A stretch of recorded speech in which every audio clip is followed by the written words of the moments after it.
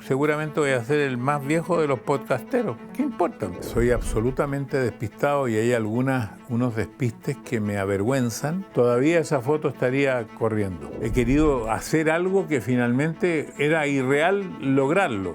Muchas metas no las pude cumplir.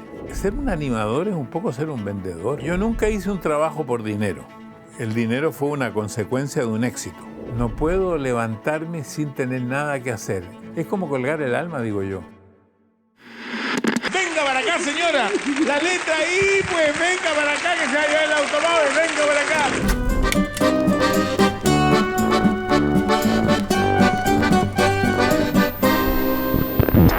Hola, ¿qué tal, amigos? Estamos en el segundo podcast. Hay varias preguntas que me han llegado a qué dice el público. Una de ellas me preguntaban, creo que lo dije la vez pasada, que este libro, Con ganas de vivir, lo escribí durante la pandemia y también está en audiolibro. Y me imagino que todos saben lo que es un audiolibro, porque lo pueden ustedes escuchar mientras van manejando, mientras van, qué sé yo, en un avión y se ponen los fonos para no molestar al vecino. Está de las dos maneras, lo pueden comprar también de manera electrónica, también está, o en papel, como yo, que estamos acostumbrados a hacerlo en papel. Y con respecto al podcast anterior, ahí también tuvimos algunas experiencias que las quiero compartir con ustedes.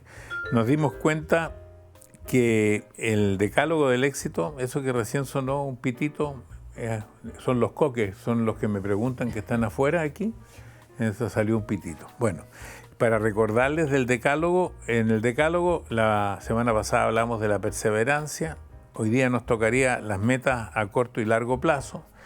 En el próximo podcast vamos a hablar de descubrir las oportunidades, en el cuarto revertir los fracasos, en el 5 escuchar la crítica, en el 6 aceptar con humildad los consejos, en el 7 correr riesgos controlados, en el 8 levantarse temprano a hacer ejercicio, en el 9 gastar menos de lo que se gana y en el 10 tener una familia establecida.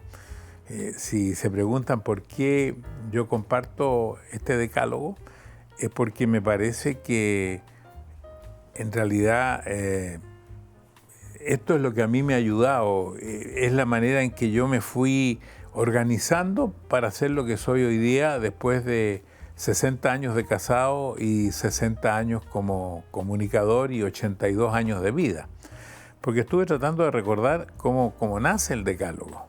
A lo mejor lo baso en los 10 mandamientos, o quizás pensé que eran las 10 palabras cuando yo estudiaba para técnico modelista en Estados Unidos, las 10 palabras que me anotaba todos los días, y ahí me fui acostumbrando al número 10. Porque después yo me di cuenta que cuando regresé a Chile, en cada año nuevo, yo me ponía también 10 temas que yo quería cumplir durante el año. La mayoría de los temas yo los trataba de cumplir. Había uno con el que siempre perdía. Porque cuando comenzaba el año, uno de los primeros era bajar de peso. Y me proponía, por ejemplo, que a los 90 días yo iba a bajar 5 kilos, 12 libras. Y la verdad es que casi nunca lo cumplí. Al contrario, yo he tenido siempre ese problema del peso. Y entonces empecé a ponerme estas metas, que eran metas diarias, metas por mes, metas por varios meses o metas por el año. Y como digo, a veces las metas se cumplían y a veces no se cumplían, porque pasaba algo entre medio. Y yo me había anotado, me acuerdo que cuando terminé mi curso de técnico modelista, mi primera meta era poder cambiar todos los modelos de este pequeño taller que tenía mi papá cuando yo llegara a Santiago, y lo tenía que cumplir en 3 meses. Pero se me cruzó la televisión. Se me cruzó, como les conté la vez pasada, que me encontré con un aparato de televisión por primera vez. Y entonces cuando yo regresé a Chile, Chile se estaba preparando para el Mundial del 62. Entonces se me olvidó esto y me preocupé mucho de conseguirme una entrevista en la televisión. Y me demoré más de un año en cambiar todos los modelos. Y tengo que reconocer que no era un buen modelista. Pero además yo me ponía metas también como como marido, cosas que yo quería cumplir durante el año. Por ejemplo, en el primer año, una de mis metas al año era poder cambiarme de casa cuando tuviera mi primer hijo, porque mi señora ya estaba embarazada y no lo logré. Entonces me puse en el segundo año una meta de cambiarme de casa, y al segundo año sí lo logré. Y así yo me fui anotando todos los días las metas, pero después, ya pasado el tiempo y ya con una mayor organización, todos los días sobre mi cama había un papelito que indicaba todo lo que yo tenía que hacer en el día, y debajo estaba todo lo que tenía que hacer en la semana y todo lo que tenía que hacer en el mes. Y ahí yo tenía mentalmente las metas de cosas que yo quería cumplir. Muchas de esas eran laborales. Por ejemplo, yo decía, a fin de mes tengo que tener por lo menos ideado 3 nuevos concursos para el próximo mes en Sábado Gigante. Y así me fui poniendo siempre metas a corto y largo plazo. Y me resultó. Muchas metas no las pude cumplir y muchas otras sí las cumplí con creces. Por eso, cuando alguien me pregunta, ¿es bueno ponerse metas? Yo creo que es muy bueno.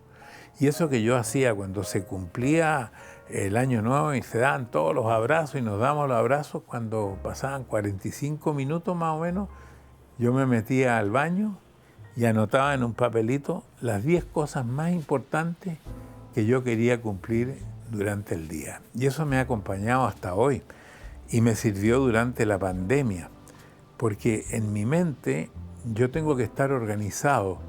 No puedo levantarme sin tener nada que hacer. Me considero en ese sentido un ser inservible. Entonces en mi casa siempre dice, a las 9, qué sé yo, tiene que hacer tal cosa, a las 10 tal otra, a las 12 tal otra. A veces tengo menos que hacer de lo que tenía antes, pero igual estoy siempre organizado. Ya no me llega un papelito, sino que ahora me llega un texto que me lo mandan, que se los voy a mostrar a ustedes. ¿Ve? Por ejemplo, aquí tengo todo lo que estoy haciendo durante el mes. Ahí está lo que hago tal día, ahí van a ver ustedes cuando grabé este programa y todo. Eso es con respecto a las metas de corto y largo plazo. Y ahora sí damos paso a qué dice el público, qué le interesa al público, porque al público también le decimos que vamos a hablar de este tema, por si tienen alguna consulta, y si tienen otra, todo lo que al público le interese. Así que adelante con las preguntas del público. Sí, no, que va a decir que a través del Twitter nos llega una pregunta de René Osorio de Paraguay que plantea si acaso es muy esclavizante ponerse metas todos los días, todo el año, porque si finalmente no se pueden cumplir, ¿qué sucede con uno? ¿Qué sucede con el espíritu de uno? Bueno, ahí tengo que contestar, porque aquí uno tiene que contestar lo que siente desde el alma. Les voy a contar una anécdota. Resulta que mi señora siempre es que me exigía de que yo fuera de vacaciones. Y la verdad es que cuando yo me he enfermado es cuando he ido de vacaciones. Me han dado unas neumonías bien fuertes cuando voy de vacaciones, porque yo no estoy acostumbrado a estar en vacaciones. No es de la manera en que yo me entretengo, que me divierto. Entonces fui con mi señora de vacaciones a Disney World. Fuimos a un hotel por ahí cerca de Disney World. Y yo no sabía qué hacer durante el día y eso me desesperaba. Y mi mujer tuvo una idea brillante, habló con María Luisa Calderón, que es la que me prepara mi calendario, y me dijo, prepárele un calendario. A las 9 desayuno, a las 10 de la mañana va a la piscina hasta las 2:30, a las 2:30 almuerzan, después una siesta, después pasean por el parque, y así me resultó mucho más fácil. O sea, a mí no me ha resultado nunca esclavizante esto, al contrario, me parece muy bueno, me motiva. Pero eso no te trajo problema con la familia, porque en todos los viajes tuyos tenías que estar organizado de esa manera, era como ir a hacer cámara viajera más o menos con la familia. Bueno, y ahí tengo otra anécdota que contar que viene de los comienzos de cuando yo empecé con la cámara viajera, y como yo me hacía todas estas listas, mi señora también me hacía una lista, porque yo soy muy desordenado, me hacía una lista de todo lo que había en la maleta, y lo primero que ponía arriba, un Mario Kreuzberger. 6 pares de calcetines, 6 pares de calzoncillos, porque el que primero se perdía o se podía perder era yo. Y mi señora no estaba equivocada. Hola, soy Armando Blandón de Nicaragua y quiero saber, cuando habla de metas a corto plazo, si estas no se cumplen, ¿es conveniente insistir? Blandón, esto depende de la meta. A veces, si es posible sacarla adelante, lo lógico es insistir. Y lo expliqué antes cuando dije que me había querido cambiar en 1 año y lo pude hacer recién en 2. Y muchas metas nunca las logré. Pero es bueno insistir en las metas que sean posibles. Ahora, en la mitad uno se da cuenta que no vale la pena insistir o que ya es muy tarde insistir. Pero si la meta vale la pena, siempre es importante insistir. Tratar de... Y uno no descorazonarse porque no lo logró, sino ponerse inmediatamente la próxima meta. Una meta es algo concreto. Yo quiero algo concreto que se realice dentro de 90 días. En 90 días yo quiero, como dije antes, quiero tener 3 concursos nuevos para el programa. Los tengo que tener. Mi sueño es, por ejemplo, ir a la Luna o hacer un viaje espacial. Ese es un sueño que a lo mejor nunca se va a cumplir. Son 2 cosas distintas para mí. ¿Alguna vez has fracasado tus metas? Muchas de mis metas han fracasado porque han sido locas. Por ejemplo, no ha sido algo real. Digamos, he querido hacer algo que finalmente era irreal lograrlo. Es difícil de explicar, pero muchas veces he fracasado. Y bueno, me he puesto una meta alternativa, porque sin tener nada, es como colgar el alma, digo yo. Uno tiene que levantarse y saber que tiene que hacer algo en el día, que tiene metas por cumplir en la semana, que tiene cosas que quisiera lograr durante el mes. ¿Y cuál es la meta que más orgullo le tiene? Yo diría que las metas que me propuse con la Teletón en Chile, porque hay que explicar que la Teletón se hace en varios países de América Latina y que cada país tiene sus propias metas y que tenemos una organización internacional que se llama Oritel. Pero yo primero me puse como meta, lo primero era hacer, cuando nos dimos cuenta que habíamos juntado mucho más dinero del que habíamos pensado juntar, hacer un instituto nuevo de rehabilitación en vez de una vieja casa que tenía esta Sociedad Pro Ayuda del Niño Lisiado. Y ahí me puse como meta realizar el próximo año una nueva Teletón. Y esa Teletón tuvo casi el mismo o mejor resultado que la anterior. Y eso nos dio una idea de ponernos una meta a 5 años plazo. Creíamos que con eso íbamos a solucionar el problema. Era poner un instituto en Concepción, que eso queda como a unos 500, 600 kilómetros al sur, no lo sé exactamente. Uno en Antofagasta, que queda como a 1000 kilómetros hacia el norte. Uno en Valparaíso, que queda como a 120 kilómetros de Santiago. Otro en Santiago. Y con eso solucionábamos el problema de los institutos. Y al año siguiente habíamos planificado en el 6º año hacer un gran programa de agradecimiento a Chile. Y cumplimos con esas 5 teletones y hicimos los 4 institutos, hicimos el agradecimiento a Chile y ahí vino el presidente de la institución, don Ernesto Rosenfeld, y dijo, entonces tenemos que cerrar los institutos porque no tenemos cómo financiarlos. Bueno, ahí nos dimos cuenta de que esto era un trabajo para toda la vida, que teníamos que seguir en este sueño de seguir. Y seguimos durante 43 años y yo creo que lo más importante que logramos es darle visibilidad a la discapacidad y exigir la inclusión de las personas con capacidades diferentes. Eso es lo que yo creo que es el mayor orgullo que yo tengo. Hola, ¿qué tal? Soy Patricio de Osorno y don Francisco, me gustaría preguntarle, ¿tiene alguna meta que no haya cumplido? Bueno, claro, varias, pero por ejemplo en lo profesional, lo he dicho muchas veces, mi meta era entrevistar al actual Papa. Me lo puse apenas el Papa asumió, yo empecé a tratar de conseguir esa entrevista, Bueno, el Papa me invitó a que yo fuera parte de una de sus actividades, pero hasta ahora no lo he podido entrevistar. Esa es una meta con respecto a las entrevistas. Me había puesto otras metas, por ejemplo, mi meta era no terminar el programa Sábado Gigante, sino dejarlo en manos de otras personas y nosotros ser los productores. Y esa meta tampoco se cumplió. Así que hay muchas metas como esa que no se cumplieron en lo laboral y también en lo personal. Hablaste recién de la Teletón y yo creo que poca gente sabe cómo se te ocurre la Teletón, cómo nace la Teletón. Algo hablaste en el podcast anterior, pero cómo te inspiraste, cómo llegaste y cómo partiste haciendo unas campañas muy raras en Chile que eran para tratar de ayudar a la gente, pero ¿cómo fue el desarrollo de eso?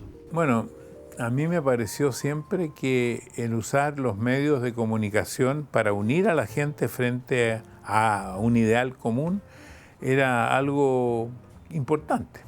Y entonces recuerdo que cuando en el colegio hicimos varios trabajos, que lo que llamaban trabajos estudiantiles, pintamos el colegio, hicimos una cancha de básquetbol y eso a uno lo llenaba de satisfacción de ver que con el esfuerzo de los alumnos, de nosotros mismos, habíamos logrado algo. Y después cuando empecé en la televisión, me acuerdo que había un problema grave con la hemofilia en Chile. La hemofilia es una enfermedad de la sangre que dicen que se produce principalmente por consanguineidad, o sea, cuando se juntan personas que son familiares. Y esa es una de las razones, tienen que haber otras razones médicas que desconozco. Y para eso se necesitaba nivel plasmático, creo que se llamaba, y para eso existía una máquina liofilizadora. Y yo me acuerdo haber hecho una campaña en los comienzos de Sábados Gigantes en Chile, por ahí por el año 60 y tanto, y juntamos, me acuerdo en ese entonces, que tiene que haber sido mucha plata, no sé cuántas será hoy día, $40,000 para comprarla. La compramos y se la entregamos a un hospital público.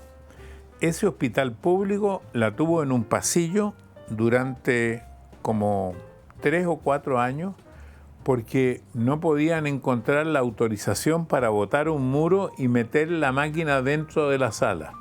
Cuando lograron que se pudiera meter dentro de la sala y lograron esa autorización, la máquina había quedado obsoleta.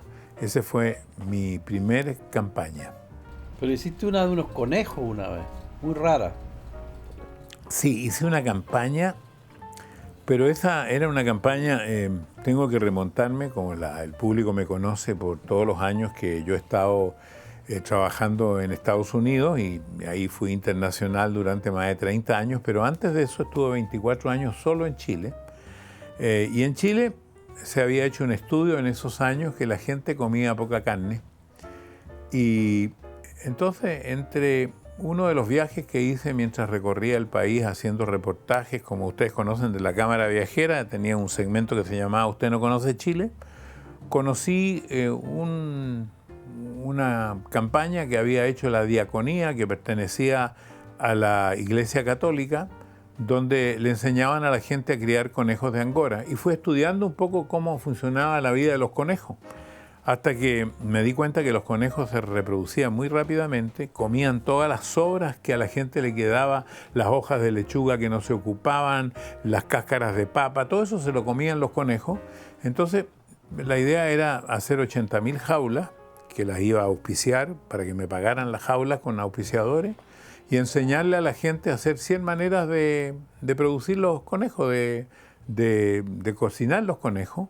Y además, con la piel de los conejos, íbamos a hacer una cooperativa para que la gente lo pudiera vender a Europa. En ese entonces se usaba piel de conejo en los cuellos de los abrigos en los inviernos tan crudos que hay en Europa y también en unas orejeras. Así que le pedí a un alcalde de un municipio que me diera un terreno para hacer un proyecto con 100 parejas de conejos, hacer un estudio de cómo se reproducían, qué comían, cómo lo hacían. Yo me conseguía de los restaurantes las sobras de las comidas para entregárselas a los conejos. Lo que no sabía, yo había construido con cemento un radier, un piso como de unos 5 centímetros.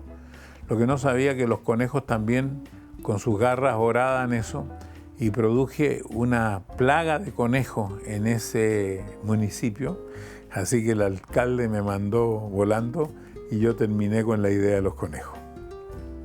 Acá a través del correo también llega otra pregunta. Alonso Gallardo, de Argentina, dice, a propósito de lo que estaba comentando recién de su viaje a Disney con su familia, que usted ha declarado en más de una oportunidad que Mario Kreuzberger es más bien una persona despistada. ¿No será entonces que esto de las metas es una forma de estructurar su vida, de mantener un orden para que no predomine el ser despistado? Sí, totalmente. Soy absolutamente despistado y hay unos despistes que me avergüenzan. Voy a contar los más posibles. Uno de mis despistes es, por ejemplo, sentarme en el auto y no encontrar el volante porque me senté atrás, porque venía pensando en otra cosa. Entonces no me senté en la fila del volante, me senté en la segunda fila. ¿Cuántas veces me he metido al baño de la señora por andar pensando en otra cosa? Muchas veces. ¿Cuántas veces no he saludado a personas que conozco 20 y 30 años porque los veo pero no los veo? Es como si fuera un cristal porque voy pensando en otra cosa. Pero yo creo que las cosas que me interesan no soy tan despistado. Lo que pasa es que el despiste se produce porque voy pensando siempre en cosas distintas. Es de ahí donde viene el despiste, el desorden también. No sé dónde dejo las cosas. Este mismo teléfono se me pierde 30 veces al día. No sé dónde lo dejo, dónde lo pongo. Podcastémonos en Spotify todos los martes con el Decálogo del Éxito. Véalo, escúchelo, compártalo con sus amigos. Todos los martes, el Decálogo del Éxito. Spotify. Recuerdo una vez que fuiste a almorzar en Santiago, en Chile, con un director. Sí. Y ese despiste fue grave. Fue grave porque este despiste ocurrió en Chile, por lo tanto este cuento tiene más de 30 años. Me fui a juntar con un ejecutivo. De repente tuve una necesidad urgente de ir al baño. Y me fui al baño y por supuesto después me fui a mi oficina. Cuando llegué a mi oficina, uno de los que trabajaba ahí me dijo, Mario, ¿vas a almorzar hoy día aquí en el canal? Y digo yo, ¿almorzar? Si tengo un tipo esperando. Y volví al lugar, me demoré entre ir y volver más o menos media hora y ahí estaba mi amigo que estaba almorzando conmigo dándole vuelta a un pisco sour. Él nunca supo que yo me había olvidado del almuerzo. ¿Y en su casa, con sus hijos, le ha pasado algún despiste también? Tengo uno muy grave. Fui a comprar cuando mis hijos eran pequeños. Mis hijos tienen todos más de 50 años. Tenían entre 3 y 5 años, un poquitito más, 4 y 6. Tenía 2 hijos en ese momento solamente. Y fui a comprar a lo que llaman el Mercado Central. Y entonces cuando salí del Mercado Central con 2 bolsas más tomando los niños de la mano, al lado de mi auto había una camioneta. Así puse a los niños en la camioneta mientras yo metía todas las bolsas en mi auto, que eran varias, y las arreglé bien. Y cuando volví, la camioneta se había ido con mis 2 hijos arriba y tuve que correr como Satopek, el famoso ese atleta de los 100 metros planos, para alcanzar en la luz del semáforo la camioneta y poder rescatar a mis 2 hijos. Mis hijos le contaron a su mamá y durante mucho tiempo su mamá no me prestó nunca más los hijos para que los llevara a ninguna parte. Hola, ¿cómo están? Mi nombre es Yavin Silva, soy de la Ciudad de México y quisiera saber cuando las cosas no salen como usted quiere o como la ha planificado, ¿cómo se siente? Mira, cuando algo me falla, yo me siento muy mal, pero inmediatamente me pongo otra meta para lograrla. Si esto falló definitivamente, si no se logró, yo tengo que buscar una alternativa y la busco inmediatamente. O sea, me deprimo por un momento porque recibí la noticia de que eso no va a ocurrir, de que eso no se va a poder hacer, de que eso es inaceptable, Pero yo, la manera de cambiar la situación es ponerme otra meta similar a esa y sacarla adelante. Aquí Ceci Cortés te pregunta que por favor le cuentes cómo es ser activo profesionalmente a tu edad. No sé qué querrá decir a su edad. Y así incentivar a las personas a que no desistan de sus sueños por un número, dice. O sea, por dinero, me imagino. Sí. Bueno, yo nunca hice un trabajo por dinero. El dinero fue una consecuencia de un éxito. Yo hice un trabajo porque creía en él y porque me motivaba a hacerlo. Entonces, ¿cómo era la pregunta? Perdón, que se me fue la pregunta ahí con... ¿Cómo ser activo profesionalmente a su edad? Dice. Bueno, en realidad mucha gente me lo pregunta y yo no me lo pregunto porque para mí es lo natural y está de alguna manera inserto en una respuesta anterior. Yo me siento un tipo inútil cuando no tengo nada que hacer. Por lo tanto, yo me busqué esta actividad. El lugar donde estamos grabando, que hice el público, fue un pequeño estudio que adapté, es del porte de un baño. Imagínense lo que eso significa después de haber tenido un estudio donde habían entre 200 y 400 personas de público, donde hubo bandas de entre 18 y 6 músicos, donde había una escenografía tremenda con unas pantallas, donde trabajaban 100 o 150 personas. Y aquí somos 4 mosqueteros que estamos trabajando en base a la tecnología, pero a lo más importante, poder comunicarnos, poder entregar lo que hemos aprendido, poder compartir mis experiencias. Para mí es fundamental y por eso hago este podcast. Y por eso me siento activo y siento que tengo algo que hacer hoy día, tengo algo que hacer mañana, tengo algo que hacer en este momento y me tenía que preparar. Yo para hablar, por ejemplo, de las metas de corto y largo plazo al principio, estuve pensando anoche, antes de dormirme, mientras uno pone la cabeza en la almohada y se duerme, pasa un tiempo, y dije, ¿de dónde viene esta historia de las metas? ¿Cómo yo empecé con las metas? Y ahí me di cuenta, dije, a lo mejor viene por los 10 mandamientos, pero el más seguro viene por las 10 palabras que yo guardaba todos los días en inglés para aprender a hablar inglés. Y si guardaba esas 10 palabras y eso me ayudó y fui mejorando mi inglés, ¿por qué no me iba a ayudar a fin de año tener también 10 puntos importantes que cumplir durante el año? ¿Y por qué no me iba a servir tener metas todos los días? ¿Por qué no tener metas todas las semanas? Y así me he llevado hasta el día de hoy. Me entretengo además. Hola, mi nombre es Sandra Rivas y soy de Valparaíso, Chile. Don Francisco, ¿cuál ha sido su meta más ambiciosa? Mi meta más ambiciosa fue venirme a Estados Unidos de Chile. Esa fue una meta muy ambiciosa porque ahí yo arriesgué los 24 años de éxito que yo había tenido en Chile, porque sentí ahí que yo tenía un techo. Y entonces ahí sí que era una meta ambiciosa, conseguirme un lugar fuera de Chile para trabajar. Fui a muchas partes, intenté en México, intenté en Venezuela, intenté en varios lugares y donde conseguí una oportunidad, gracias a una persona que me conocía, que se llamaba Joaquín Blaya, que me conocía como animador en Chile, porque él era chileno también, pude empezar a hacer un programa local en Miami como coanimador. O sea, ni siquiera como animador. Y eso poco a poco me fue poniendo una meta de ser el animador. Y después la meta se la puso el canal, que vio en mí un potencial, y de hacer un programa local hizo un programa nacional.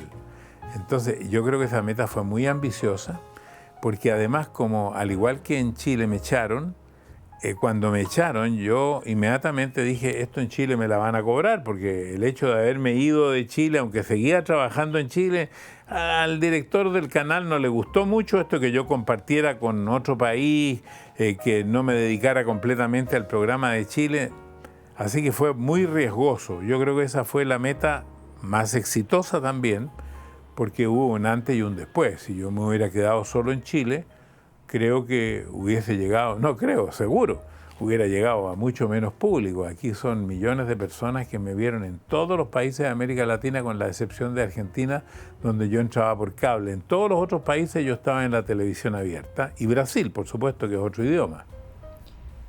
¿Y cómo fue ese cambio de vida de pasar de Chile a Estados Unidos?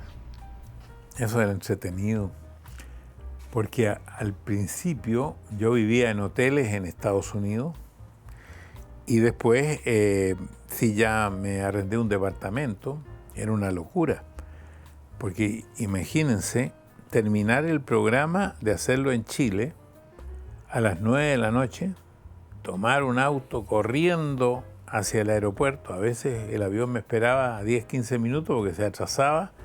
Subir al avión, llegar a Miami, empezar, después llegaba a las 5 de la mañana del domingo, a las 10 de la mañana, 11 de la mañana ya estaba en el estudio, a las 12 estábamos grabando, grababa domingo, lunes y martes, miércoles preparaba las grabaciones para el día, para la semana siguiente, volvía a Chile, miércoles en la noche, llegaba jueves en la mañana, jueves en la tarde, grababa La Soltera Sin Compromiso, los viernes los concursos, el sábado en vivo, y así estuve yendo y viniendo durante 6 años.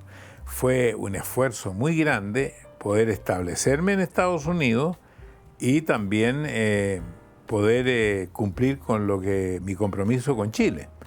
El programa en Chile se terminó después el 31 de diciembre del año 1992. Pero en esa época también hiciste una locura, construiste el mismo estudio y en tu casa lo decoraste igual. ¿Cómo es eso? Sí, bueno, después cuando ya tuve una casa, entonces me di cuenta porque una noche me pegué contra la muralla, porque uno va al baño y tiene la idea que el baño está en el mismo lugar. Bueno, el baño estaba en otro lugar. Entonces di vuelta al departamento, en la pieza donde estaba, y yo tenía una pieza que era exactamente igual aquí que allá. Además yo tenía el mismo vestuario aquí y allá, porque también combinábamos los dos programas. Entonces era como que era una misma persona que vivía en dos partes pero iguales. O sea, los veladores estaban en el mismo lugar, el baño estaba en el mismo lugar, todo era igual, aquí y allá.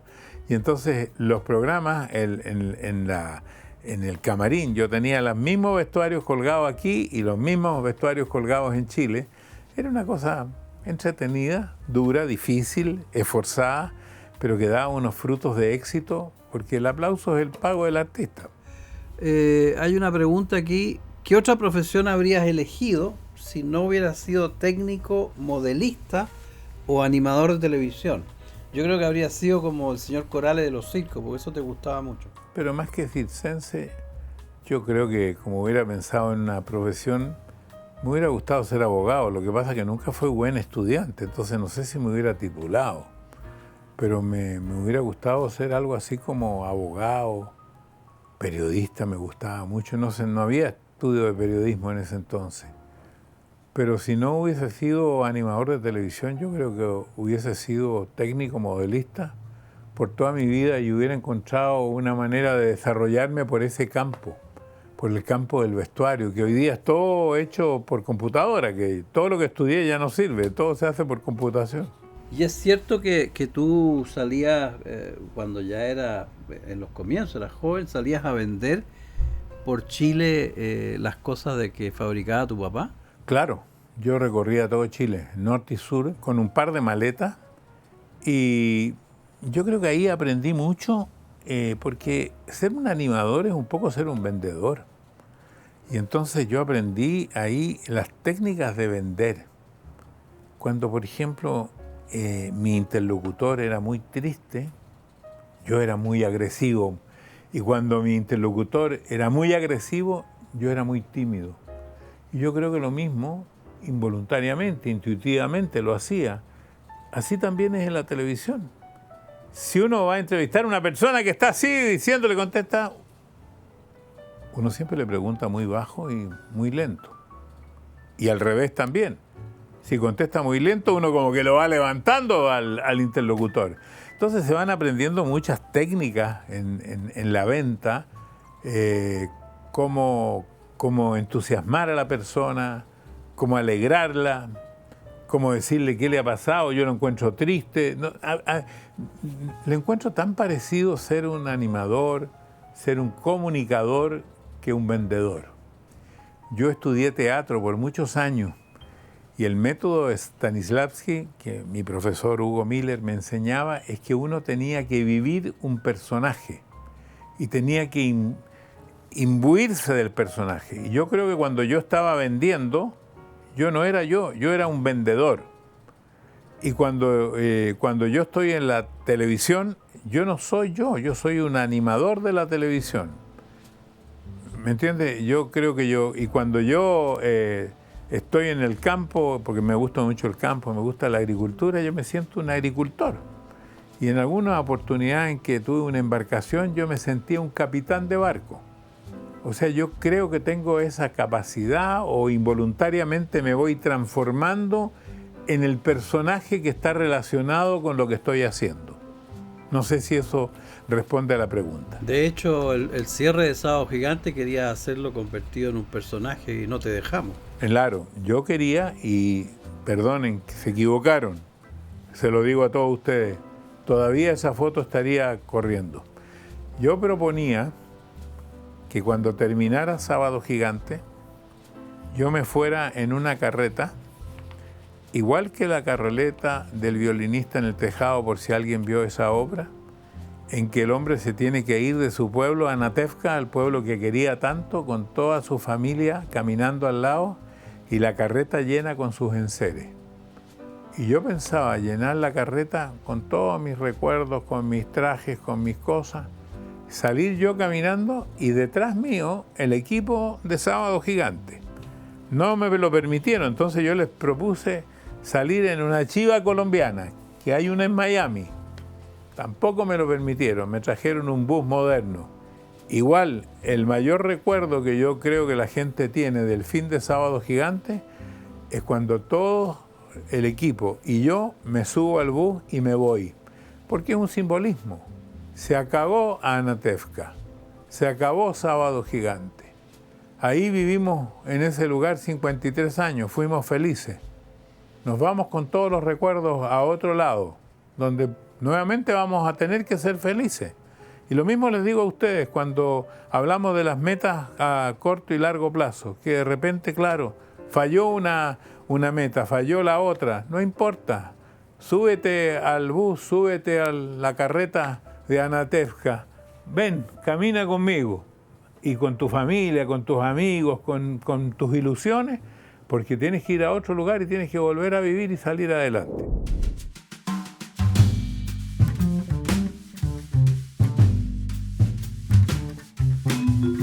Hagan preguntas en las redes sociales. Mira, el próximo programa va a ser Descubrir oportunidades en la vida, para que nos podcastemos.